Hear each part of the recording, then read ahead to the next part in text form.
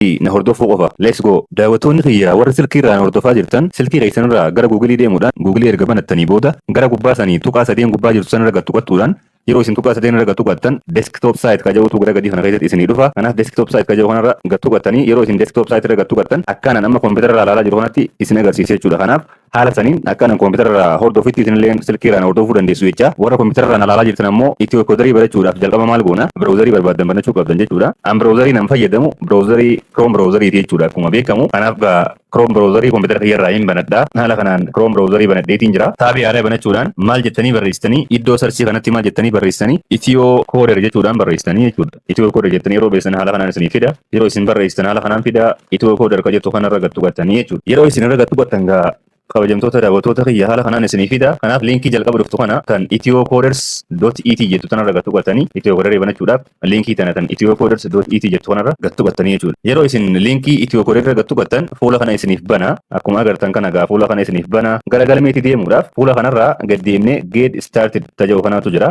Get started ka jedhu kanarra tuqannaa jechuudha. Get started ka jedhu yeroo nuti tuqannu akka isinitti mul'atu kanatti gara fuula kanaa nu fida. Kanaaf kabajamtoota daawwattoota kiyya fuula kanarra koorsii sadiitu jira. Koorsii sadiitu argama akka isinitti mul'achuu kanatti jechuudha. Akka isinitti mul'achaa jiru kanatti tokkoffaan Android Kotlin Development Fundamental jaa, lammaffaan Data Science Fundamental jaa, sadaffaan ammoo Programming Fundamental jaa. Koorsiin tokko fuula itti aanurra jira. Fuula itti aanu fudhachuudhaaf tuqaa lameen jalaa kanarraa tuqaa itti aantu kanarra yeroo akka tuqannu haala kanaan gara fuula lammadaatiin dabarsa jechuudha. Fuula lammadaa kanarraa Artificial Intelligence tu jira jechuudha akkuma isin agartan kana. Kanaaf Artificial Intelligence dabalataa jechuudha. Koorsii afurtu jira jechuudha fuula kanarra. Kanaaf walumaa galatti itiyoo kooderii kana namni barachuu barbaadu koorsii afran kana baratee fixuu qaba jechuudha. Kanaaf namni tana koorsii nan barachuu barbaadu Artificial Intelligence tana jechuudha. Artificial Intelligence tana barachuu barbaada. Kanaaf koorsii barachuu barbaadan kana barachuudhaaf maal gootanii gara gadii kana enroll ka jedhu kanaatu jira. Isin mul'ata jeetii yaada enroll ka jedhu kanaatu jira waan ta'eef enroll ka jedhu kanarra tuqattanii jechuudha. Enroll ka jedhu yeroo isin tuqattan akkuma isin agartan kanatti gara fuula kanaa isin fida.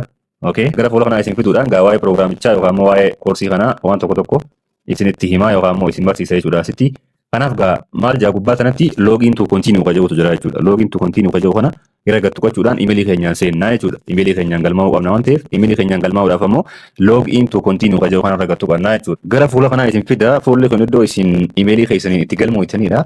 Kanaaf yoo nama haaraa taatan nama haaraa ammaan tana itiyoo kooderii galmaa'uudhaaf deemuu taatan sign up ka jedhu kanarra tuqattanii yoo nama kana dura imeelii keessaniin galmaa'ee jiru taatan ammoo sign in ka jedhu kanarra yeroo isin tuqattan haala kanaan isiniif fida jechuudha. Kanaaf ammaan haaraan galmaa'aa jira waan ta'eef maaliin godhaa sign up ka jedhu kanarraan tuqadhaa. Sign up ka jedhu yeroo tuqadhu haala kanaan naaf fida. Karaa sadiin galmaa'uu dandeessanii. Karaan inni jalqaba sign up with Google ka jedhu kana karaa imeelii keessaniitiin galmaa'uu dandeessanii Googlein jechuudha. Karaan inni lammaffaa sign up with Facebook jaa. Kanaaf karaa Facebookiin galmaa'uu dandeessanii.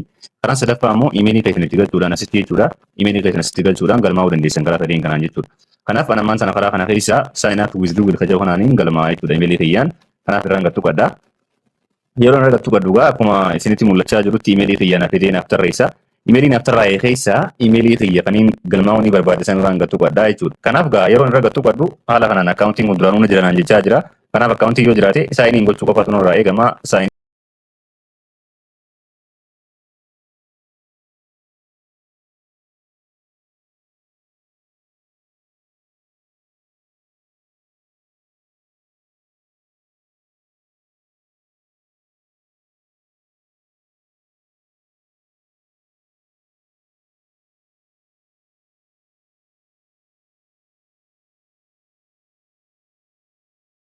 Artificial Intelligence barachuu deema jedheetiin jira. Gara fuula kanaan fidee jira. Fuula kanarraa waa'ee Artificial Intelligence waan takka isinitti himaa isin barsiisa. Ergasii gara gubbaatii maal jaa start my application ka jedhu kanaatu jira. Kanaaf application keenya eegaluu qabna jechuudha. Application keenya jalqabuu qabna. Kanaaf start my application